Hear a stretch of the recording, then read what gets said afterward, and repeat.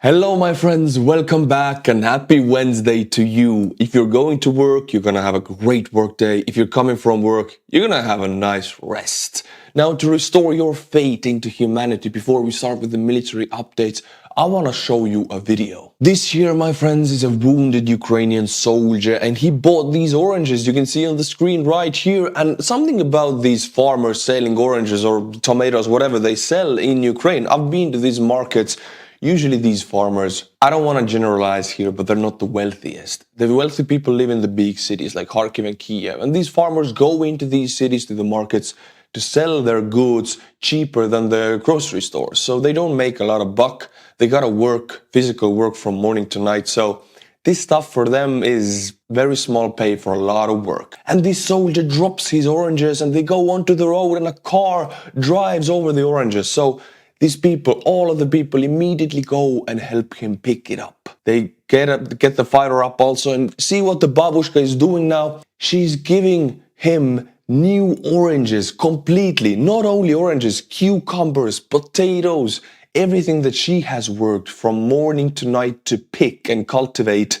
Cabbages, apples, everything, bananas, giving them to the soldier for free. This restores my faith into humanity, and I see this in Ukrainian society.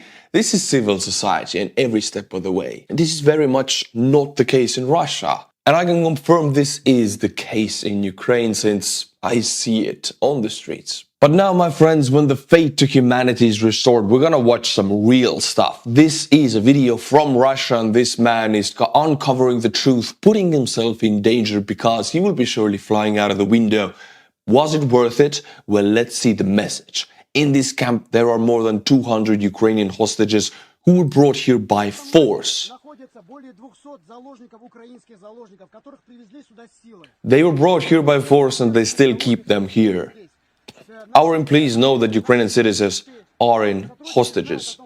And there's police going on in the back. In Russia, it's not milits anymore. Militia. It was before from the Soviet times. Now it's police. They modernized like the European Union. Ukrainian citizens, they were brought here from Kherson region. When they were still in Kherson region, these people are here at the moment. Are they political? They were not given any status. They say that we allegedly saved them from bombing. That's what they say. I mean, they're forced to say it, of course. In fact, these Ukrainian hostages are in hostages. They were about 300 of them here. Now there are about 182 of them. Those people asked me for help to tell them about this. I'm telling about this. I have only 500 subscribers on my channel. Why is this important? No worries. They were in Kherson. Oh, that like he doesn't have a big reach and he's worried that he cannot get the message out to people. Well, worry not, my friend. I don't know if this guy is alive or not, but I'm getting the message out. In this camp, in the number 5, there is the head of the camp. We will not film the head. The head of the camp and the operatives and regime officers. Why is this important? This is not just any camp. This is a new concentration camp system in Russia. It is not Gulag system. It is not the German concentration camp system. It's a mixture between those two. I mean, Russia is a mixture between the Germans of the Third Reich and Soviet Union, because the propaganda machine is fully after the propaganda minister of Germany, and unfortunately the Russians are doing it very well. Now this camp system is also a mixture, and we're seeing it develop in front of our eyes, much like Chamberlain saw the concentration camps being built in front of his eyes, and it still appeased the Germans. They are all aware they're bullying Ukrainian citizens. They create such unbearable conditions for them. Some of them are forced to collaborate. They are forced to take Russian passports. Some of them refuse. The thing is, if they are forced to take Russian passports, then they are forced to become a Russian citizen in a way which means they are eligible for conscription or mandatory military service, which means they will be sent as cannon fodder against their own brother in Ukraine. This is insane. Some of them refuse. They are taken to the Ministry of Internal Affairs.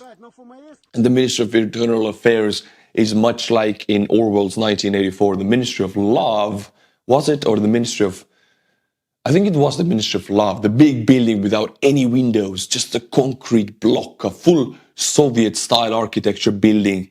Ministry of Internal Affairs, that's where they re-educate the people by torturing them.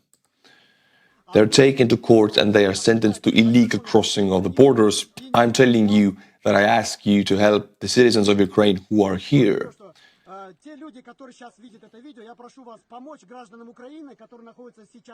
There are Ukrainian hostages in every camp of the city of Krasnodar region.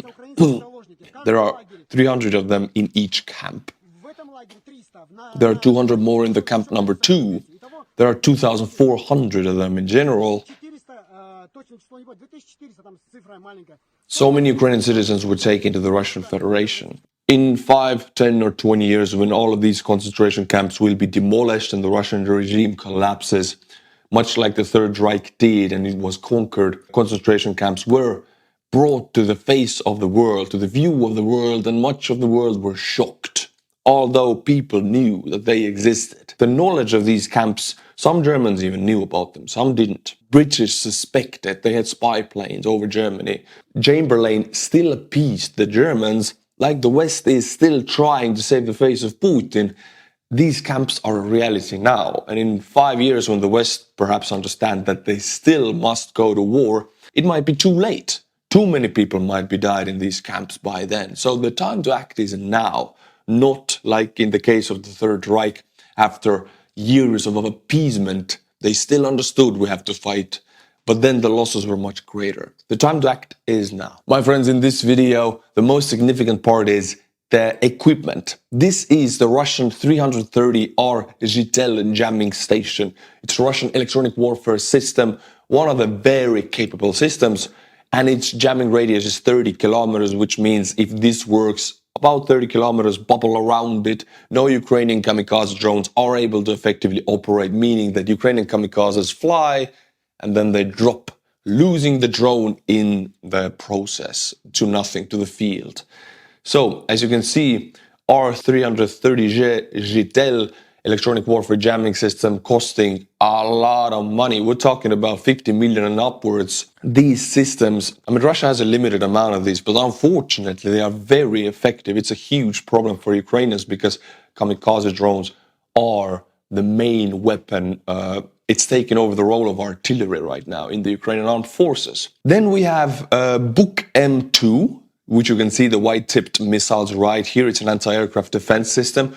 And then we have Buk. Then we have Buk M3. And we have another Buk M2. All of these are filmed detailedly before by the Ukrainian recon drone. Before they're destroyed and they go kaboom. 4 different kabooms in a magnificent way. All of them knocked out cold. We're talking about 150 to $200 million of destruction here in one single attack. This is a huge, huge blow to the Russians. Now, the thing with these Russian jamming systems is that you cannot send any kamikaze drones to hunt the Buks or hunt the self-propelled howitzers if there's a jamming station. So, first of all, what you gotta do is strike the jamming station, and you cannot even strike it with Excalibur or any kind of GPS-guided rounds, artillery rounds, because even that is jammed by the system. That means you can only use much more imprecise, older artillery, which means you need more ammunition, you need more firepower to take it out.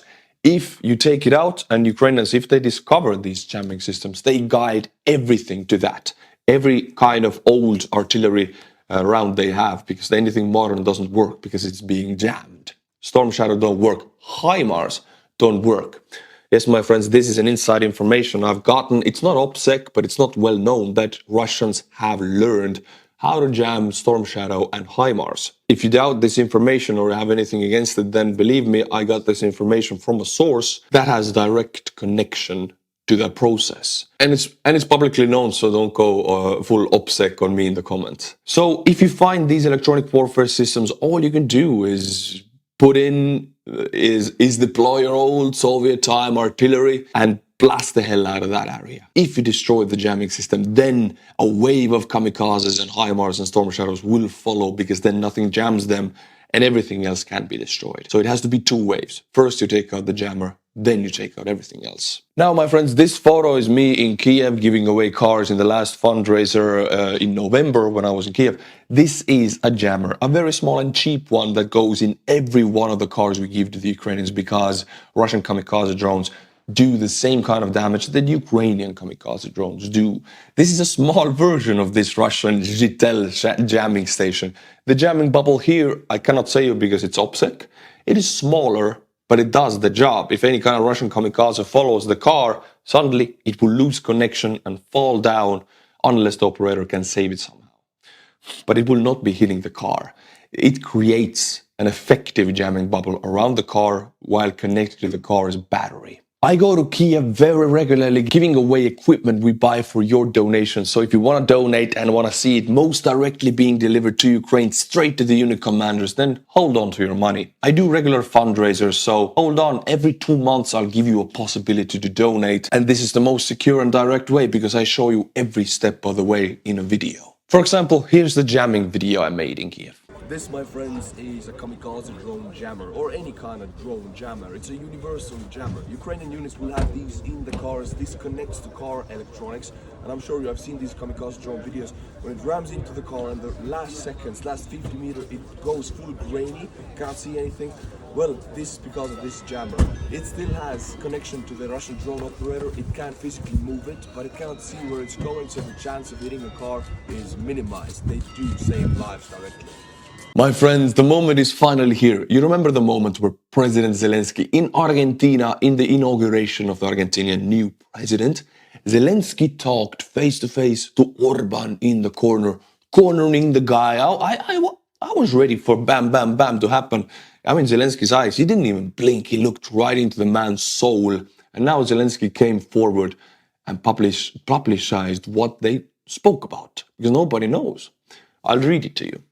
President Zelensky shared what he talked about with Hungarian Prime Minister Orban in Argentina. Orban's policy is not very friendly to us. I told him about it.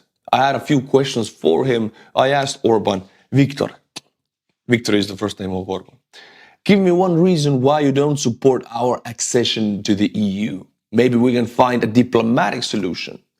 Orban found it very difficult to give an answer as to why they cannot arrange a meeting and solve all the issues.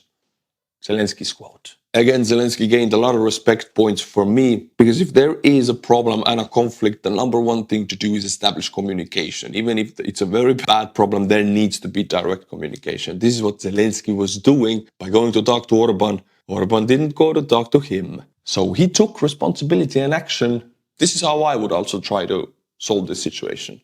Zelensky published another information yesterday. He said that the army of Ukraine has given him a plea or a request, official request, to carry out an additional mobilization, to mobilize extra 500,000 men into the armed forces of Ukraine. Right now, Zelensky has said that up to 600,000 men are fighting in the front lines in Ukraine. So that's the similar number as the Russians, plus minus 100,000. We gotta be, the ballpark is similar. Now, Zelensky did not agree to it because mobilization, as in Russia, is also very unpopular in Ukraine. It is unpopular in every country. Nobody wants to be mobilized or drafted, however you call it. Young men in Ukraine also want to live their lives. They want to have businesses, go to schools. Even if their country is invaded, nobody actually wants to go to Avdiivka because it's a hellhole. Zelensky knows this and doesn't want to declare an additional mobilization, but I guess he has no choice. Ukraine, like Russia, is facing the shortages of manpower. I'm not here to sugarcoat everything that Ukraine is in a perfect situation. No, the situation is extremely dense. Avdiivka might be lost within 1 to 2 months. Lost, when I say lost, I mean it's a controlled pulling out operation like we saw in Bakhmut, maximizing the Russian losses. But Ukraine is taking 1/3 of the Russian losses, which means they are also running out of men in an extremely fast tempo. They need more men. That is the truth, and I'm not going to hide it. Kiev Post posts this: rising egg prices are no joke in Russia. I love the pun, but yeah, I mean, egg prices are rising, and you know what it does to Russian people? huge queues. Remember when the big pandemic hit first? People were buying toilet paper like crazy. I mean, the same thing is going on with eggs in Russia right now. The price of eggs in Russia has shot up across 13 time zones, with some residents of the world's biggest country queuing up 2 days to get some.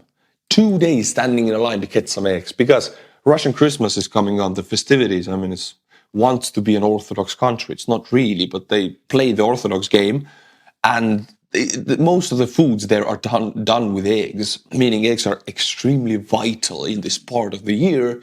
And due to sanctions, some agricultural machinery, I don't know how to call it, machinery required to harvest eggs from the chicken or gather eggs and grow the chickens effectively, is malfunctioning due to the sanctions, because a lot of it is a software lended from the West. It's a long story.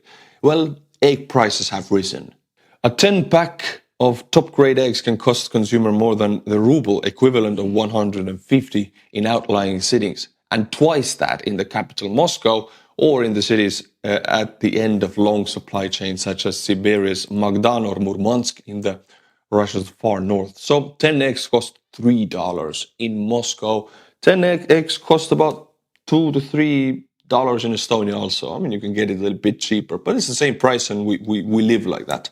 In Russia, this is enough, 100% increase in the price, to make huge queues and almost panic. In this photo, my friends, you will see Russian air defense capabilities and range without Ukraine included. You can see that their range goes in the most areas of the Baltic states for air defense. So Swedish and Finnish and Norwegian and German, Polish air forces would be affected if they fly over the Baltic states, which is bad news. Of course, I mean, if war would really break out between NATO and Russia, the missiles would seek out the anti-air defense systems first and destroy them, of course, because they're high-value target before any kind of planes will fly. But this is the potential, a very big potential, very dangerous. But now we see a potential where Ukraine would be occupied by Russia, and this is even worse.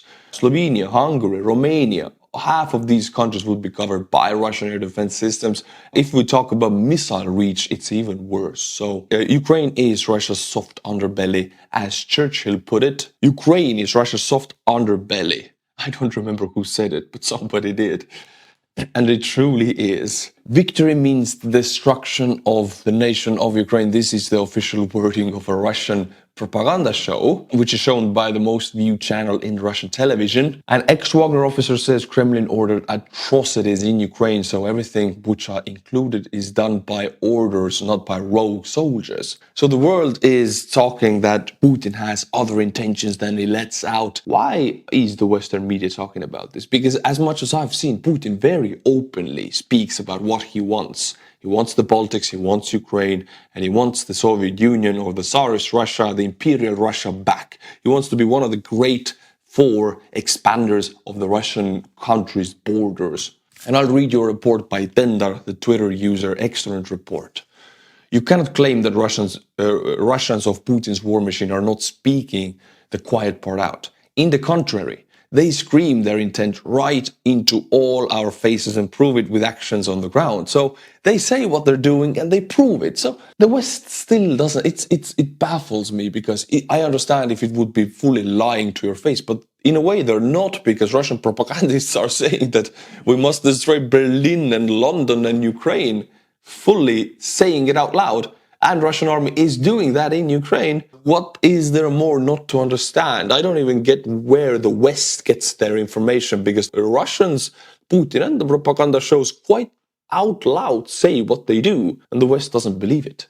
Don't react to it properly, at least. They scream their intent right into all our faces and prove it with actions on the ground. Putin's plan is nothing less than the complete destruction of the Ukrainian nation, state and beyond. Bucha, Irpin and Mariupol are no outliers. They are a plan. Russians under the umbrella of Ruski Mir will kill as many people as deemed necessary in order to accomplish the barbaric goal. I added 2 pictures which reveal more examples of this development. So Mariupol, Bucha, Irpin, these are examples. Russia does this to every nation they occupy. Go back 1,000 years in the Russian history, before it was even Russia, it was Kievan Rus. This is the style of their imperialism. And the West, for some reason, thinks that now it's different in the last 50 years because we have economic ties. No, it's the same. Either you beat them up or they will beat you up. That's how the Russians speak. They speak the physical language also on the street, and they speak the physical language in the war. It's a mafia state, and you need to play by the mafia rules to talk to them. Otherwise, they will own you. The West, for some reason, doesn't know this yet. This is the Ruski Mir, which never ever will be compatible with the values of the civilized world. Western leaders deliberately ignored this fact because it was easier to ignore the hard truth rather than to face it. When thought to the logistical end, then this hard truth requires measures which lead to the only conclusion. And now there's a conclusion. This is what I want all of the Western leaders to see and feel it to the bottom of their bones, because we have no choice here in Estonia, Latvia, Lithuania, Poland and Finland. We live with this every day for the last centuries. There won't be a peace for Ukrainians, and not even for us, as long as Putin's minions get the chance to rampage through Europe's east. There is also no way to sit this one out, because he declared war on us a long time ago. Yes, Putin declared war on the West way before the West even had anything to do with this war. Truth is extremely slowly sinking into the West. Putin from the beginning claimed that this was Western war against Russia. Well, I hate to say it, but now it is Russia versus the West, and it's happening in Ukraine, so it doesn't end in Ukraine. Ukraine is one battlefield. If the Western leaders might think that it's a local conflict, then they are extremely short-sighted. This conflict will exit Ukraine into other Western countries. So the time to act against this is now, not later, only now, immediately. You can try to ignore him, but he certainly won't ignore you. Oh yes, Putin thinks only in these categories and will not stop until he gets thoroughly eliminated. The only and still ongoing question is how long will it take until the last one in the decision-making positions in the West realizes this undeniable fact and draws the proper conclusions, which is to finally help Ukraine so that the job can be finished by them. Tendar, great analysis. I stand behind every word and I want to share the message. You, my viewers, represent the political power of the Western nations. Democratically elected leaders are elected by you. So whatever is your opinion and your wish in the end translate into the collective West. So if you change your position and acknowledge these facts, the political leaders will follow through. It will take time, but it will. So it is extremely important that you think through where you stand as a representative citizen of the collective West. This is what I ask of you. And this is not to be said for any finger pointing or blame shifting. This is just to open people's minds and eyes. A friendly reminder that it is not too late.